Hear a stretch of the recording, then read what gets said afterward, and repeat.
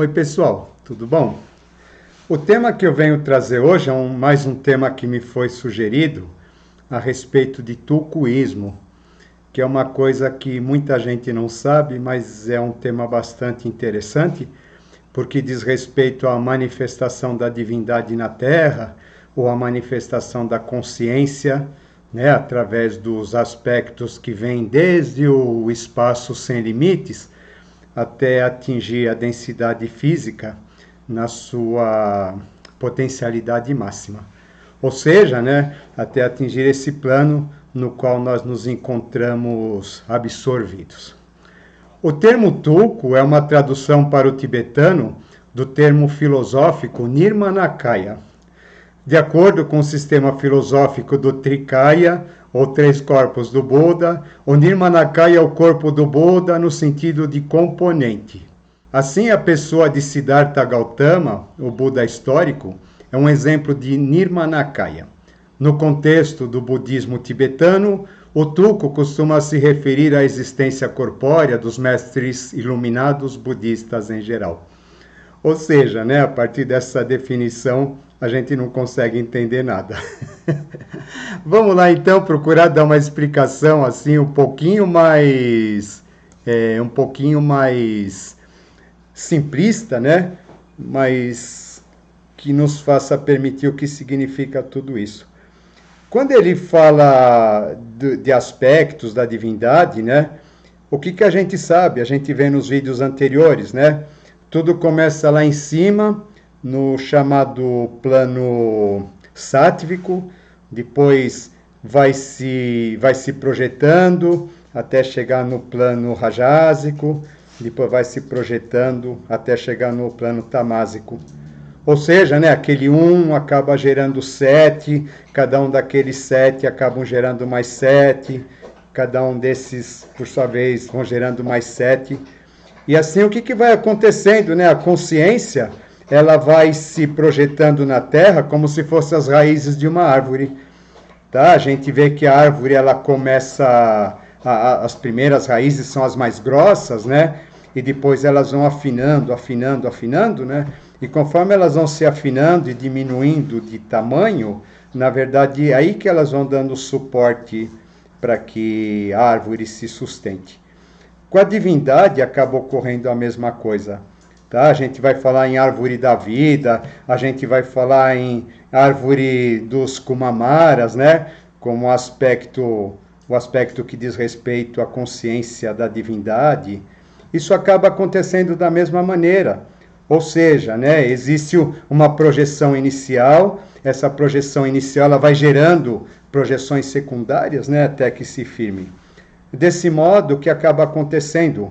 Um mestre, ele se manifesta, ele precisa dos discípulos, os discípulos, por sua vez, precisam dos discípulos, depois vem os discípulos dos discípulos, né? Apesar de estarem mais longe do mestre, é como se essa consciência ela fosse se dissolvendo. Tá? E a partir do momento que essa consciência vai se dissolvendo, ela vai dando suporte para que essa consciência do mestre ela possa permanecer na face da Terra. Esse processo de firmar a consciência a gente pode representar pelo tulkuísmo. Tá? Ou seja, conforme a definição, né, o tulkuísmo ele representa uma veste mais densa da divindade. Ou seja, essa divindade que se projeta, ela precisa de vestes mais densas que ela para poder se apoiar. E essas vestes mais densas, por sua vez, vão precisar de outras, né? Fazendo analogia da raiz da árvore, né? Que a raiz da árvore nada mais é do que a projeção da árvore para o lado de dentro, né? Sendo que a árvore ela acaba projetando as suas folhas, os seus galhos do lado de fora. Isso é bastante interessante que a gente entenda, né? Porque desse modo, o que acaba acontecendo, a gente pode dizer que cada aspecto dessa divindade, ele se apoia em tulkus. Tá? O que representa um tulku? Um tulku representa um suporte que vibra numa densidade inferior. tá bom? Deste modo, né, tudo aquilo que acaba se manifestando, a gente pode dizer assim de um modo infinitésimo e assim de modo muito simplista, tá? A gente pode dizer que toda a criação, de certo modo, ela acaba sendo um tulco do próprio Criador.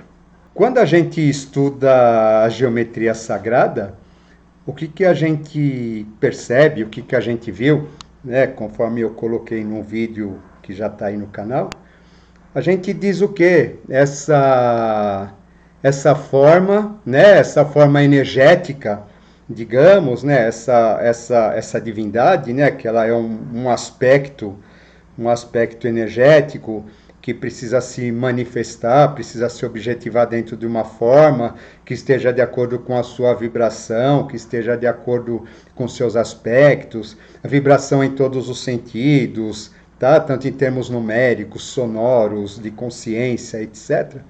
Ela acaba se manifestando através de uma forma que está de acordo com tudo isso, tá bom? Que é aquela questão do cânone, né? Ou seja, a própria manifestação física da divindade, ela está de acordo, né?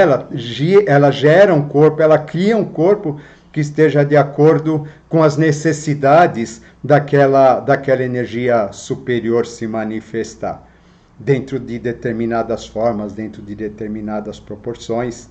Né? Por isso a gente disse que uma vez a gente reproduzindo o corpo da divindade, o templo seria o próprio corpo da divindade, ou o templo seria a própria divindade. No caso dos tulcos, o que acontece? Uma vez conectados à mesma divindade, conectados ao mesmo princípio, eles vão acabar, esses tulcos eles vão ter corpos que muitas vezes eles têm uma semelhança física com o aspecto principal. Tá? Uma semelhança física, claro, respeitando as diferenças de raios e etc., né? Mas isso daí acaba acontecendo.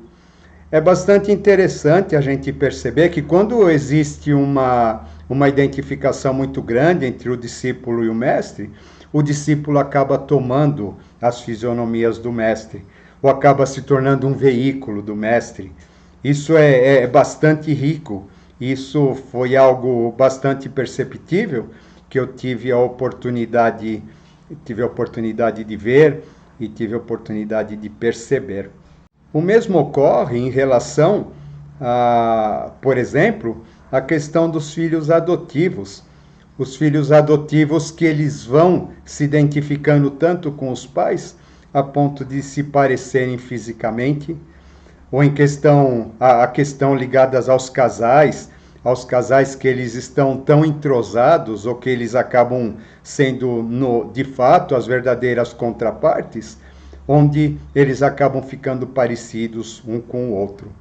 Né? A gente percebe que acaba chegando numa média assim, onde um acaba se assemelhando bastante com os outros.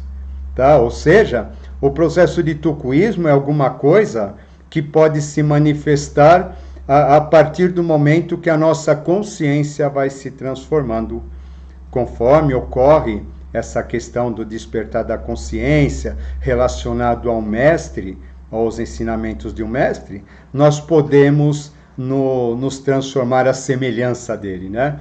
Quando ele diz para a gente se tornar a semelhança dele, ele pode, isso sim, ocorrer em termos físicos, tá bom? Mas a gente tem que tomar cuidado, é claro, né? Tem que tomar muito cuidado que a coisa não é assim meramente física, né? E eu estou dizendo que isso é algo que pode acontecer e para que a gente compreenda melhor como que é esse processo de manifestação da consciência. Desse modo, toda vez que a gente entra para uma escola, onde a gente segue um determinado mestre, a gente segue um grupo, onde a gente se identifique com as ideias, a gente admire ou a gente assimile a essência do mestre, é como se a gente se transformasse aos poucos em tulcos desse mesmo mestre.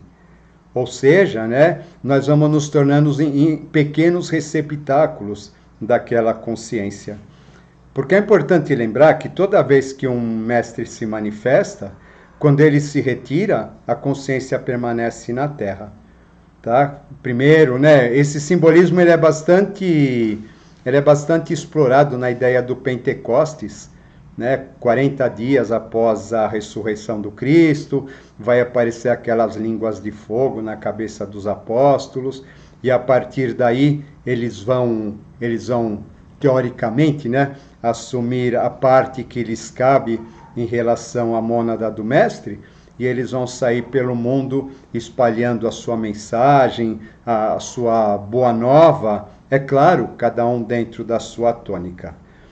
Quando o mestre desaparece na Terra, né, ele vai deixar então, ele deixa primeiramente os seus discípulos, depois quando esses discípulos desaparecem, ficam os discípulos dos discípulos, tá? Depois os discípulos dos discípulos dos discípulos, ou seja, né, aquela árvore, conforme o simbolismo da árvore que eu falei no começo, ela vai se enraizando na terra. Tá? E conforme essa árvore vai se enraizando, é a consciência do mestre que permanece. Mas é importante que a gente tenha percepção, né, de que nós apenas, por mais que a gente se esforce, né, a gente apenas acaba sendo um receptáculo dessa parte. E do mesmo modo que a questão da árvore, né, o simbolismo da árvore é interessante, existe o simbolismo do raio também, né? Quando o raio ele cai, né, ele também vai se fragmentando em várias partes, né? Uma eletricidade, né? E com a consciência acontece dessa maneira. Por que eu estou dizendo isso, né? A gente está vivendo um processo que eu acredito piamente que é um processo onde está nos sendo cobrado com que a gente avance ou que a gente se firme como consciência.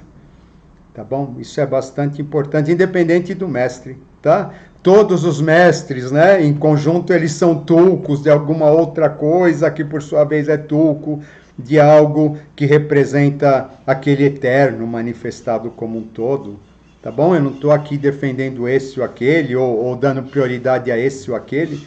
Esses mestres eles vão se manifestando em diferentes níveis, e em diferentes níveis eles vão firmando, né? Eles vão firmando essas raízes, né? E a consciência deles vai se firmando como raio que desce do céu para a terra.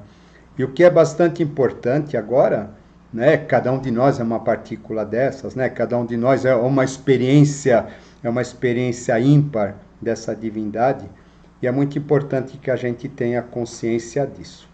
É muito importante que a gente possa se conectar com a gente mesmo.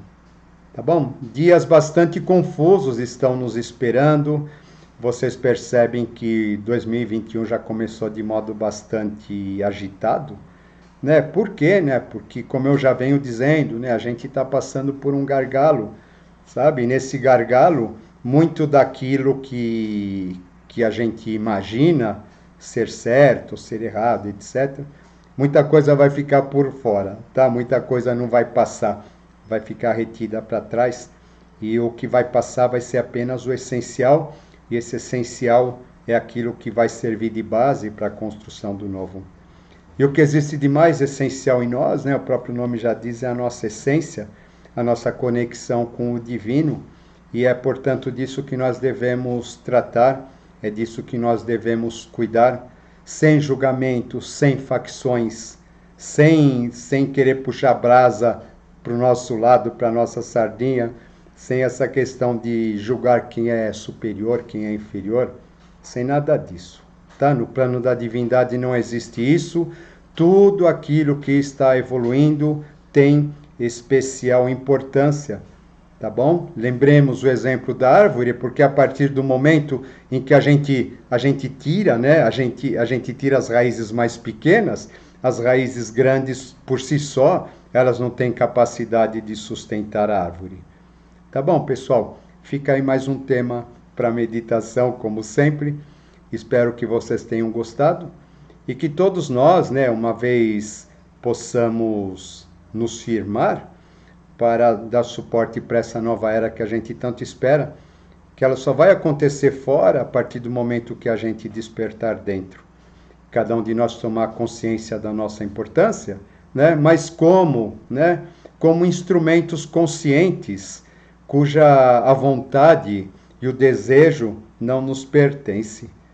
Nós somos apenas instrumentos de alguma coisa maior, e a gente para ser isso, a gente precisa dar uma cortadinha, sabe? Dar uma baixada na crista do nosso ego inferior, porque ele é o grande empecilho para que tudo aconteça. Tudo isso que está à nossa volta, toda essa confusão, toda essa polaridade, todas essas discussões, tudo isso é manifestação do ego inferior, tá bom? Lutando para não morrer. E agora é o momento da gente não dar voz para isso e da gente se conectar com aquilo que existe dentro de nós e verdadeiramente sermos os tocos, sermos os suportes da nova consciência que deve se manifestar, né, trazendo finalmente paz, amor, sabedoria, fraternidade entre todos os seres na Terra. Obrigado a todos e até a próxima.